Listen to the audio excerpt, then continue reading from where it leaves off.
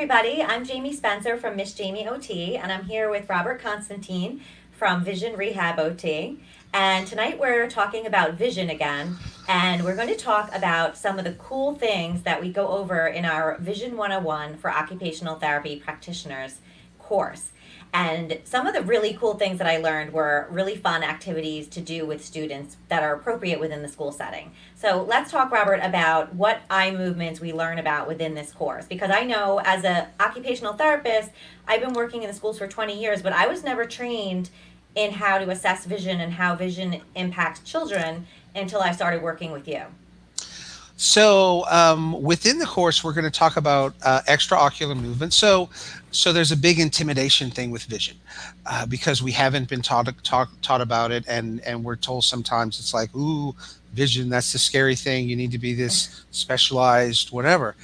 And so, um, but eyes are just like elbows for the most part. You know, Yeah. they have range of motion and they have coordination. And that's kind of how we go about assessing them. So we're going to look at range of motion, and in eyeball land, that's called extraocular movements or cardinal gaze. We're going to learn how to do that.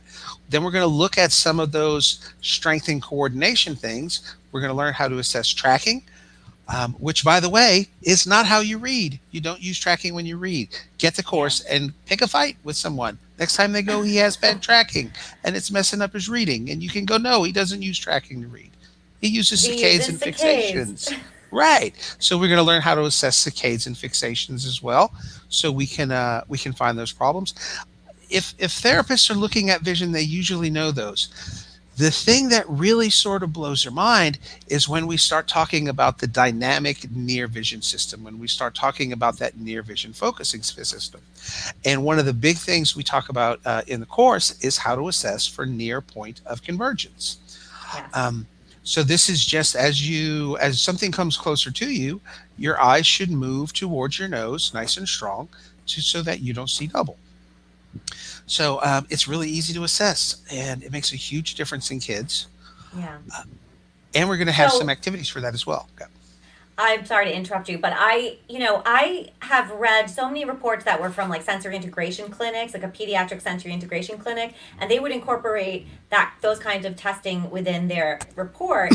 But I didn't really know if that was within the scope of practice for school-based therapists. And when I started working with you and really evaluating, and it is in the OT practice framework. Vision is a huge part of children's functioning, and those activities you taught us how to assess them. And I did know how to assess convergence and divergence, but I didn't know what to do after that. Like after I find that something's going on, how do I treat it? And that was one of my favorite things about this course was that I learned what to do and cute, easy, quick. OTs are so creative and inventive, and it's like you don't need expensive equipment. You can do it in a second, right? Yes, absolutely. Even in Okay. optometry, one of the most well-known tools for doing convergence is called a Brock string. It's beads on a string. You get it from Amazon. You're in about $8 for some beads and some string, which Oh, it beads really in a string. impressive. I've got that in my car. Are you kidding? I probably Right. have that in my pocketbook. So what's OTs, we really have that impressive, stuff. we do have that stuff, and the other thing that we have is that creativity. Just a few Yeah. minutes ago, before we started this video, Miss Jamie was looking around for her straw and her pipe cleaners, and she's Yeah. like, "Oh no, I've been stuck in the house with COVID. I don't have any straws and pipe cleaners." She says, "Hold on, I'll be back in a minute." And Yep. Miss Jamie, what did you come back with? Okay, so I raided my kitchen cabinets, and you're so right because OTs, we're so creative, and especially with teletherapy and things like that. Like, parents don't have all these materials, and OTs, all my stuff is still at school. I haven't been there since March. So I just went in my kitchen cabinet, and we're going to talk about convergence and an activity to work on convergence. I've got a cocktail straw and some marshmallows. Oh, sorry. Okay. So all you have to do, and then I love this part, and this was an activity that I have been doing with my kids for a while because it also works on oral motor skills. So I, working with the speech therapist in my school district, learned so much about how some kids have such weak oral motor skills that they can't even really keep their lips closed and to hold something. So I was incorporating that with one of my students as well. So we hold it in here, and then we got to get the marshmallows on.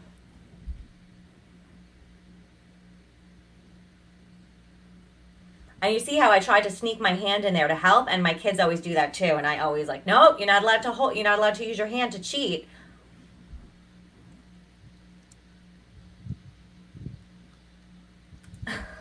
Cool, Can you very see nice. how is my convergence, Robert? You can see those eyes pulling in to fixate on there.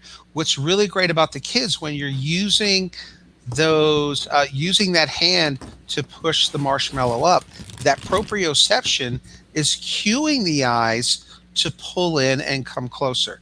So your all of those systems work together: proprioception, your ocular motor skills, and your vestibular skills.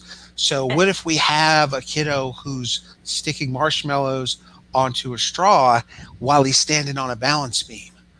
So Yeah. now we have all of that. We have all of those systems working. We have vestibular system working. We have a vestibular challenge, an ocular motor challenge. We have a proprioceptive challenge. That's going to help all of those skills increase. Hmm. Great stuff. As a school therapist, I would never use marshmallows because it's always an issue with allergies and you don't use food and there's bugs and blah, blah, blah. But quickly at home, and if you're doing it via teletherapy and the parent is okay with it, why not? Right? Absolutely.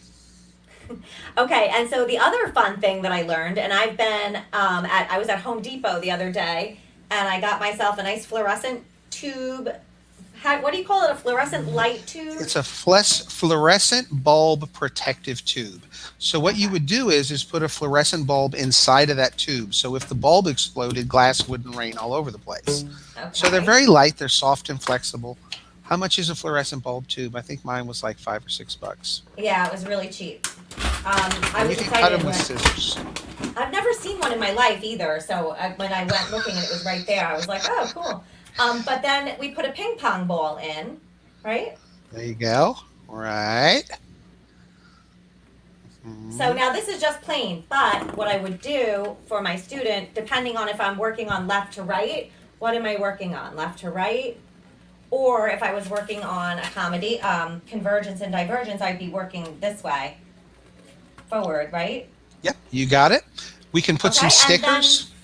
exactly. What stickers do we want to work with? What child are we working with? If it's a younger child, we can use colors, Sure. we can use numbers, letters.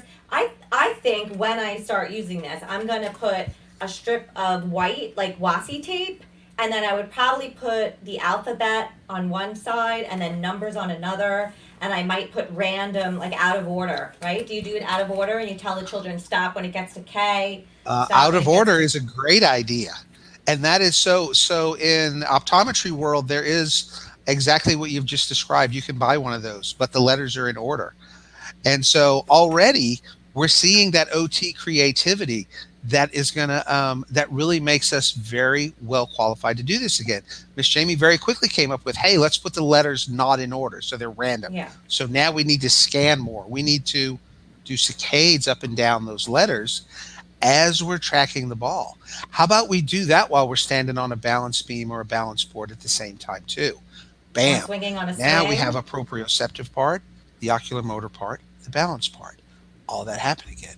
Nice Now, stuff. if I like, I am always searching for a way, and I know all OTs, we're searching for a way to make sure that we're really incorporating curriculum. So we could also then, like, let's say I had numbers out of order, and I could have the children, okay, I want you to go down, stop, and they stop at number two. Go down, stop. Now they stopped at number four. Okay, 2 plus 4 is what? Go down and Oh, stop. cool. I stopped at 6. Anything like Very that. I mean, nice. you could even just put labels of spelling words or sight words or anything. I mean, really the Very possibilities are just nice. endless. I think Yeah, that I yeah. would probably instead maybe not washi tape because it sticks so much. Maybe I would use return address labels, and then I would maybe fold over one corner so that I could just peel them off after because they get stuck forever. And if I have a kindergartner, I don't want sight words on there. I want letters or numbers or something simple. Very nice. Great adaptations. That's Thank what we you. do. Yeah, it was very fun too. And I've been working with you for a while, so I've been doing this and this has been in my practice, but it was fun to come up with new fresh ideas and, the old school OT in you, like this is all I have is what it's in my kitchen cabinets. What can I do? And I think that that's so Mhm. fun. So that is one of the things that we go over in our course, Vision 101 for school-based occupational therapy practitioners. And it's going to be opening in about a week or so. And so we invite you to sign up. We have a waiting page. We're going to link to it in the comments below.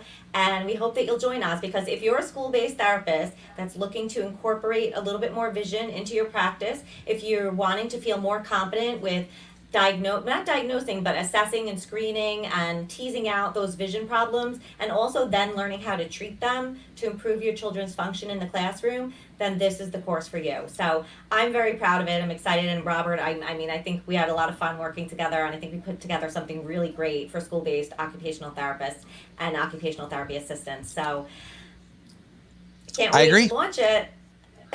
I'm looking forward to getting this launched and helping out there. The feedback I typically get, particularly from school-based therapists when they learn this, is they are shocked at how many kids that they're seeing are having these problems. And for a lot of different reasons, and we go into some of those in the course as well. So you're definitely, this is going to be one of those things where when you do this to 10 kids and you find 7 of them are having saccade and near vision focusing problems, you're gonna be shocked at just the battle you were fighting and didn't even Yeah, know it. it's very eye-opening. Yes, I see what you did there. I didn't do it on purpose. Just They came all out. count. Okay. All right. Well, listen, everybody, thank you so much for joining us. We have more videos coming your way, and I hope that you'll check out our Vision 101 for school-based occupational therapy practitioners course. We look forward to seeing you. Thanks a bunch.